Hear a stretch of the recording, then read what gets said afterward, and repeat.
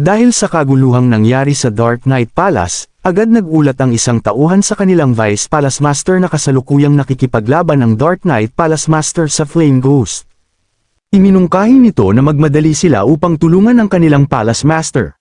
Ngunit nang marinig ito ng Vice Palace Master, tiningnan niya ang tauhan ng may inis.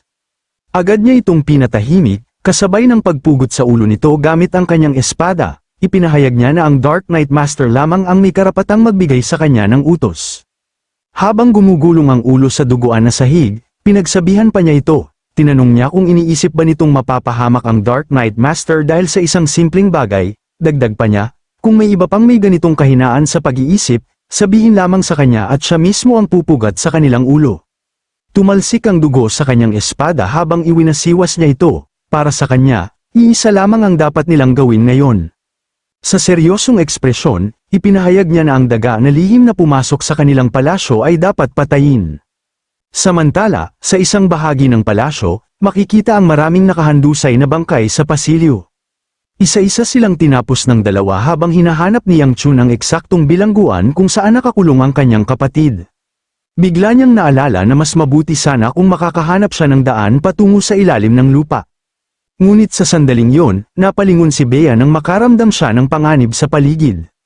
Isang biglaang pag-atake ang tumama sa kanila, ngunit agad itong naitaboy ni Bea gamit ang kanyang espada, ikinagulat ng ating bida. Kasabay ng kanyang depensa, nagawa rin niyang umatake at mapugutan ng ulo ang kalaban. Habang bumabagsak ito sa sahig, pinagsabihan ni Bea si Yang Chun na mag-focus dahil nagiging balisa na siya, agad naman siyang humingi ng paumanhin. Napaisip si Yang Chun, tama si Bea, nasa gitna sila ng teritoryo ng kaaway, at hindi ito ang oras para ma-distract. Bigla silang napalingon ng may boses na nagsalita mula sa kanilang likuran, binati sila nito at tinanong kung sila ba ay nawawala. Ipinakilala niya ang sarili bilang Vice Palace Master ng Black Knight Palace, si John. Hindi nagsayang ng oras si Yang Chun at agad sumugod, gamit ang kanyang kamao na binabalutan ng kapangyarihang apoy. Nagpalabas siya ng malaking apoy na tila uso upang atakihin ang kalaban. Ngunit nanatiling kalmado ang Vice Palace Master, iwinasiwas niya ang kanyang espada at sinalubong ang pag-atake. Sa kanyang lakas, madali niyang nahawi ang kapangyarihang apoy ni Yang Chun, walang kahirap-hirap. Sumabog na lamang ito sa kanyang likuran, habang pinagsabihan niya si Yang Chun kung iniisip ba nitong uubra ang maliit nitong apoy laban sa kanya. Sa kanyang matalim na tingin, ipinahiwatig niyang maaaring ikamatay ni Yang Chun ang kanyang pagkakamali. Sa sandaling yon, nakaramdam si Yang Chun ng kakaiba. May nakita siyang pangitain, isang bagay na labis niyang ikinabahala. Nang mahimasmasan siya, napahawak siya sa kanyang leeg, kinabahan siya nang maisip na nakita niya ang sarili niyang kamatayan. Kung lalaban siya, tiyak na mamamatay siya. Malalim ang agwat ng kanilang lakas, kailangan niyang makaalis at makaiwas, ngunit paano? Habang nag-iisip si Yang Chun, dahan-daang lumapit ang Vice Palace Master sa kanila. Bago niya sila patayin, may nais siyang itanong kung paano nila, kasama ang Flame Ghost, natagpuan ang lugar na iyon. Habang nag-iisip kung paano makatakas, patuloy ang pagsasalita ng Vice Palace Master. Ayon sa kanya, kahit ang angka ng Hao ay hindi nakahanap ng kahit isang bakas sa lugar na ito. May biglang pumasok na ideya kay Yang Chun, pabulong niyang tinawag si Bea at sinabi na pupunta sila pababa. Kailangan lang niya ng kaunting oras, kahit sandali ay sapat na. Agad itong naunawaan ni Bea at hinarap ang kalaban, na pagtanto ng Vice Palace Master na wala silang balak sumagot. Sa galit, ipinahayag niyang tapos na ang kanilang pag-uusap, kasabay nito, mabilis siyang sumugod patungo sa kanila. Inihanda ni Bea ang sarili at inilabas ang kanyang kapangyarihang kidlat upang salubungin ang pag-atake. Nagbanggaan ang kanilang mga espada, na nagdulot ng isang malakas na alon ng enerhiya sa paligid. Nahihirapan si Bea, ngunit nagawa niyang pigilan ang pag-atake ng Vice Palace Master. Sa sandaling yun, inihanda ni Yang Chun ang kanyang kamao na binabalutan ng apoy, isinagawa niya ang kanyang plano, ang gumawa ng daan pababa. Buong lakas niya itong pinakawalan, na nagdulot ng matinding pagsabog, dahil dito, napaatras ang Vice Palace Master sa lakas ng puwersa. Agad itong naging alerto, at makikita ang pinsalang dulot ng pagsabog sa paligid.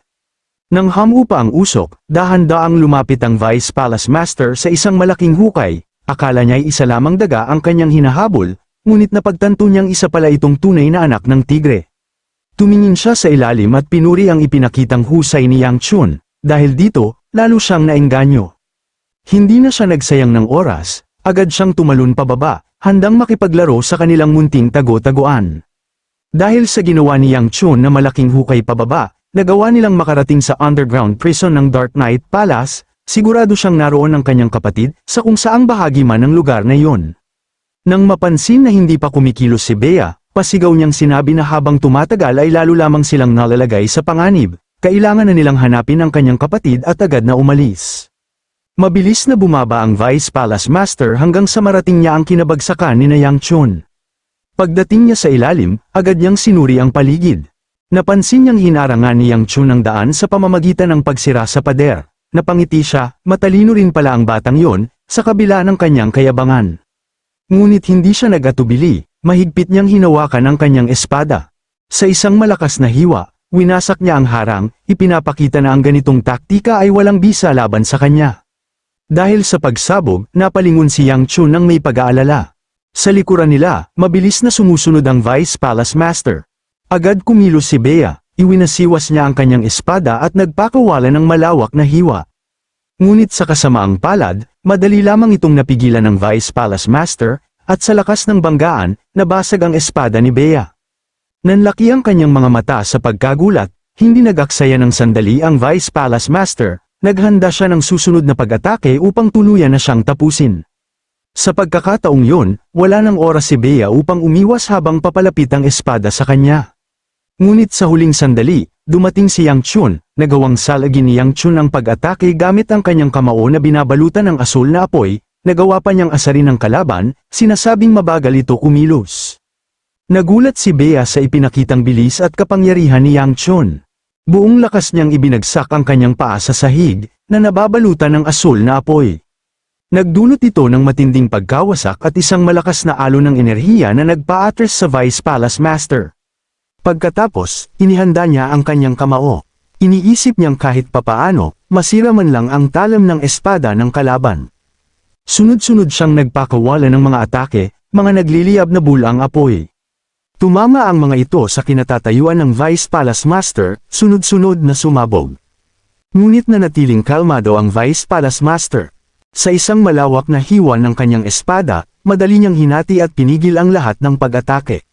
Pinagsabihan pa niya si Yang Chun na itigil na ang kanyang walang kwentang panlilinlang. Nanlaki ang mata ni Yang Chun, hindi nagtagumpay ang kanyang plano. Sa banggaan ng kanilang mga enerhiya, naganap ang isang napakalakas na pagsabog. Dahil sa puwersa nito, kapwa sila napatilapon palayo. Nang hamupa ang epekto, matatag pa ring nakatayo ang Vice Palace Master, binanggit niya na napakalupit ng pagbabago ng tadhana. Sa likuran nila, naroon ang isang bakal na pinto, ang mismong selda kung saan nakakulong ang kapatid ni Yang Chun, ngunit kahit narating niya ito, mamamatay din siya bago pa man niya ito mapalaya, kung hindi yun kalunos-lunos, hindi niya alam kung ano pa ang matatawag dito. Sa sandaling yun, tinawag ni Yang Chun si matandang Cheo, agad naman itong tumugon, bagamat tila alam na nitong marami na namang tanong ang ibabato sa kanya. Ngumiti si Yang Chun nang marinig ang tugon nito, nabibigyan siya ng isang katawan na hindi man lang makagalaw dahil sa mga selyadong blood points. Habang hawak niya si Bea na wala ng malay, tinanggap niya ang sitwasyon, sa simula pa lamang, nung umalis sila sa Shaanxi, alam na niyang maaaring umabot sila sa ganitong punto, ito rin ang dahilan kung bakit nais niyang mag-isa na lamang. Sa sandaling yun, nasa harapan na nila ang Vice Palace Master, handang tapusin ang lahat, nagpasalamat pa ito, dahil nag-enjoy siya sa laban, ngunit oras na raw ito ng wakas. Walang pag-aalinlangan, inihanda niya ang kanyang huling atake, ipinahayag niyang tandaan ni Yang Chun, kahit sa kabilang buhay, ang pangalan ng Vice Palace Master ng Black Knight Palace, si John, kasabay nito, nagpakawala siya ng isang napakalawak na hiwa. Ngunit bago pa ito tuluyang tumama kay Yang Chun, isang napakalakas na haliging apoy ang biglang sumalpok sa Vice Palace Master. Sa pagkagulat, napalingon si Yang Chun, at doon nakita niya ang kanyang ama. Mula sa direksyon ng pag-atake, naroon ang kanyang ama, nagulat din ito nang makita ang kanyang pangatlong anak. Marami sana siyang gustong sabihin, ngunit alam niyang hindi yun ang tamang oras, ang pinakamahalaga ngayon, tapusin ang laban. Nagtaka si Yang Chun, kung narito ang kanyang ama, ano na ang nangyari sa Dark Knight Palace Master? Sa sahig, makikita ang putol na kamay ng Vice Palace Master. Ang kanyang katawan ay tuluyang natunaw at naging abo dahil sa tindi ng apoy. Isa siyang unorthodox master na umabot sa malalim na antas, ngunit ang kanyang pangalan ay hindi kailanman makikilala ng mundo. Matapos ang matinding labanan, agad silang nagtungo sa selda ni Huibi at pinasabog ang bakal na pintuan upang makapasok. Agad nilang tinungo ang selda kung saan nakakulong ang kapatid ni Yang Chun. Ikinagulat ni Huibi ang pagdating ng kanyang ama at kapatid, kaya agad niya itong tinanong kung paano sila nakapunta dito. Ngunit sinabihan lamang siya ni Yang Chun na tumabi muna dahil ilalabas na siya. Lumapit si Yang Chun sa rehas at mahigpit itong hinawakan bago winasak gamit ang kanyang lakas. Tiningnan niya si Huibi at sinabing lumabas na ito, ngunit matamlay na iniunat ng kanyang kapatid ang kamay. Hinihingi ang braso ni Yang Chun sapagkat nilagyan siya ng pressure point seal kaya wala siyang lakas. Napabuntong hininga si Yang Chun at inasar pa ito, sinasabing ginawa na nila ang lahat para sa kanya. Naiinis namang itinuro siya ni Huibi at pinatahimik, dahil wala siyang pakialam sa sinasabi ng kanyang nakatatandang kapatid.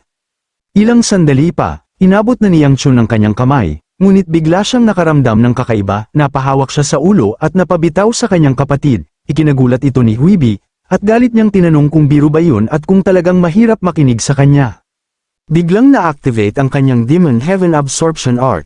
Doon niya napagtanto na ang demonic energy ay nagmumula sa kanyang kapatid na babae, sa mismong sentro ng kanyang enerhiya. Naisip niya kung itinanim ba ito ng Dark Knight Palace Master. Napatingin ang kanyang ama at nagtanong kung ano ang nangyayari. Sinabi niyang kailangan nilang magmadali at umalis na dito. Biglang nagsalita ang isang matanda. Tinawag silang walang puso at tinanong kung hindi ba nila napapansin na may matanda ring naruroon. Nagulat ang clan head at agad niya itong binati, sinasabing matagal na silang hindi nagkita, at tinawag itong pinunong Haumon, na agad namang nakakuha ng atensyon ni Yang Chun. Naalala ni Yang Chun ang pagkakataong pumunta siya sa sekta at nakausap ang isang babae, binanggit nito na ang matandang lalaking si Pinunong Haumon ay matagal nang hinahanap, hindi niya akalaing matagal na pala itong nakakulong sa Dark Knight Palace.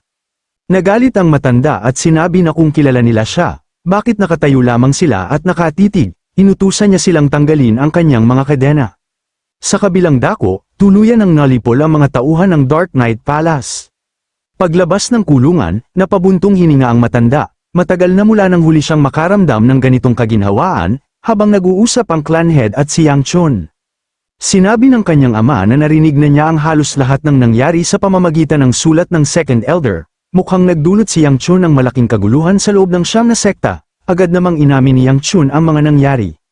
Tiningnan siya ng kanyang ama ng seryoso, sigurado itong may malinaw na dahilan sa likod ng kanyang mga ginawa. Napatingin sa gulat si Yang Chun at sinabing tama ang kanyang ama. Napahawak ang clan head sa kanyang baba at malalim na nag-isip. Pagkatapos, tumalikod siya at sinabing sa ngayon ay napakaraming matang nakatingin sa kanila. Makikinig siya sa paliwanag ni Yang Chun kapag nakabalik na sila sa angkan ng Go. Samantala, inalok ni Bea si Huibi ng tubig, ngunit tumanggi ito at sinabing ayos lang siya. Pagkaraan ng ilang sandali, dumating ang isang sundalo at nagulat sa pinuno ng angkan na natapos na ang pagsugpo sa mga natitirang kaaway, tinanong ng clan head kung may anumang hindi pangkaraniwang bagay, at agad naman itong iniulat ng sundalo, may isang napakalaking pintuan sa ilalim ng lupa na hindi mabuksan, at kasalukuyan nilang iniimbestigahan kung may formation na nakapalibot dito. Napagtanto ng clan head na maaaring doon tumakas ang Dark Knight Palace Master, na agad namang nakakuha ng atensyon ni Yang Chun. Nagtaka si Yang Chun at tinanong ang kanyang ama kung nakipaglaban ba ito sa Dark Knight Palace Master, kaya niya inakalang pumunta ito sa kanilang panig matapos niyang ayusin ang mga bagay-bagay, kinumpirma ng clan head na nagtagpo sila. Ikinwento ng kanyang ama ang nangyari sa kanilang labanan. Sa sandaling sumugod ang Dark Knight Palace Master, may kakaibang nangyari. Bago pa sila magsagupaan, bigla na lamang itong naglaho. Naisip niyang habulin agad yon, ngunit bigla siyang nakaramdam ng malakas na enerhiya mula sa isang direksyon kaya agad siyang tumungo roon sa kanilang kinalalagyan.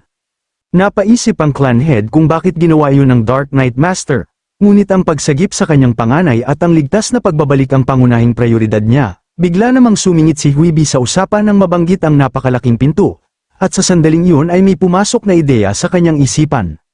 Ipinaliwanag niya na noong siya ay ikinulong ng Dark Knight Master, nakita niya ang nasa loob nito, isang bata na malinaw nilang tinatawag. Bigla niyang itinuro si Yang Chun at sinabing kilala niya ang batang yun, dahil personal niya itong naging attendant, ang bata ay may eksaktong mukha ng batang kanyang tinutukoy. Nang marinig ito ni Yang Chun, labis siyang nagulat, Mas lalo pa siyang nayanig ng banggitin ni Huibi na maaaring magkapatid silang pinaghiwalay, kaya agad niyang tinanong kung wala ba itong alam tungkol doon. Sa sandaling marinig ni Yang Chun ang lahat, nagmamadali siyang tumakbo patungo sa kinaroroonan ng malaking pintuan. Habang tumatakbo, tila may mga alaala siyang samasagi sa kanyang isipan, parang may nakita na siyang ibang tao sa pamamagitan niya noon. Ngunit pilit niyang inisip na hindi maaari yun. Naalala niya ang tungkol sa Heavenly Demon na lilipat papunta sa Central Plains at ang magaganap na Gathering of Dragon and Phoenix ilang taon pa mula ngayon, kaya imposible na narito na ito sa kasalukuyan. Sa sandaling yun, narating ni Yang Chun ang malaking pintuan, nagulat ang mga sundalo ng angkan sa kanyang biglaang pagdating at agad siyang pinigilan, sinasabing delikado ang lugar at dapat na siyang bumalik sa clan head, ngunit hindi sila pinakinggan ni Yang Chun. Agad siyang lumapit sa pintuan at buong lakas itong itinulak upang buksan. Sinabihan siya ng isang sundalo na napakatibay ng pintuang yun at hindi ito magagalaw. Ngunit hindi natin nagsiyang Chun, patuloy niyang itinulak hanggang sa tuluyan itong mabuksan. Nagulat ang mga sundalo at nagtaka kung paano niya nabuksan ang pintuang hindi man lang gumagalaw. Nag-alala sila sa kanilang young master at sinabing mapanganib ang pagpasok niya mag-isa, ngunit pinagsabihan niya silang huwag sumama. Pumasok si Yang Chun sa loob at pinailawan ng madilim na lugar gamit ang kanyang apoy na kapangyarihan. Biglang nagsalita si matandang Cheo, pinipigilan siya at tinatanong kung ano ang balak niyang gawin. Ngunit hindi natin si Yang Chun. Patuloy siyang pumasok habang binalaan siya ni Cheo na nasa masamang kalagayan ng kanyang inner energy at kung magpapatuloy siya sa paggamit ng labis na kapangyarihan, maaaring gumuho ang kanyang pundasyon. Bigla siyang natigilan nang may nagsalita sa kanyang likuran na interesante. Lumabas ang Dark Knight Master at sinabing ang pintuang yun ay mabubuksan lamang gamit ang demonic energy, kaya't nagtaka siya kung paano ito nabuksan ng isang batang mula sa Orthodox sect. Hawak ang batang babae, nagtanong ang Dark Knight Master kung ano ba talaga ang pagkatao niya. Nang makita ni Yang Chun ang batang babae, agad niyang naisip na ito ang Heavenly Demon, kahit payat at mahina ang anyo nito, walang duda sa kanyang isipan na ito nga ang kanyang hinahanap. Napakuyom siya ng ngipin sa galit, sa isip niya, hindi na mahalaga kung ano pa ang mangyari, kung nasa harapan na niya ang tunay na Heavenly Demon, iisa lang ang dapat niyang gawin. Walang pag-aalinlangan, inilabas niya ang kanyang kapangyarihang apoy at sumugod, ngunit agad siyang pinigilan ni matandang Cheo, na sumisigaw na huwag ituloy ang laban. Samantala, handa na rin ang Dark Knight Master na salubungin ang kanyang pag-atake. Sa isang iglap, sa pamamagitan ng isang hampas lamang, nagawa nitong pigilan si Yang Chun.